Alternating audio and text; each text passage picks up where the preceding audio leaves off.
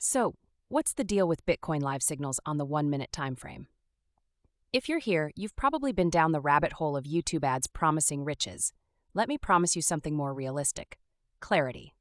Let's break it down. First off, 1 minute trading is like sprinting through a minefield. The moves are fast, the pressure is high, and your margin of error is razor thin. That little notification on your phone saying buy now can feel like it's connected to your soul. The appeal is obvious: quick trades, quick profits, but what people don't tell you is this: quick losses too. You're basically trying to outmaneuver algorithms that think in milliseconds. It's like playing chess against IBM's Watson after 3 espressos. Here's how it works. Bitcoin live signals are alerts based on a mix of technical indicators: RSI, MACD, Bollinger Bands, fancy jargon you've probably Googled 10 times and still can't fully explain to your friends. These signals say buy or sell based on trends. Step 1. You sign up with a platform or signal provider. They tell you we've got a 92% success rate. You're intrigued, but let's dig into that. Ask them, 92% over how many trades, over what time? Many dodge this transparency like it's the plague. Step 2. You download an app or join a Telegram group where these signals are sent. There's often a time-sensitive element to it. You've got seconds, maybe a minute, to act fast. Pro tip: always check the spread on your exchange before hitting that button. The challenge is interpreting how much weight to put behind a signal. If the market pumps or dumps hard, even the best signal can lag.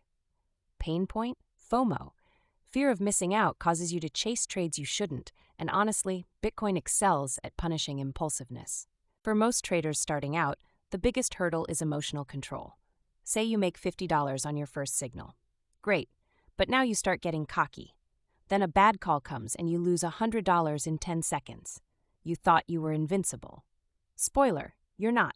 If you're using 1 minute time frames, you better have lightning-fast decision-making skills and a solid understanding of candlestick patterns. What's a candlestick pattern? That's the problem. Most people learning this stuff don't even know the basics yet. Here's a hard truth. Most signal providers make more money selling you their signals than actually using their own advice. You're their business model, not Bitcoin.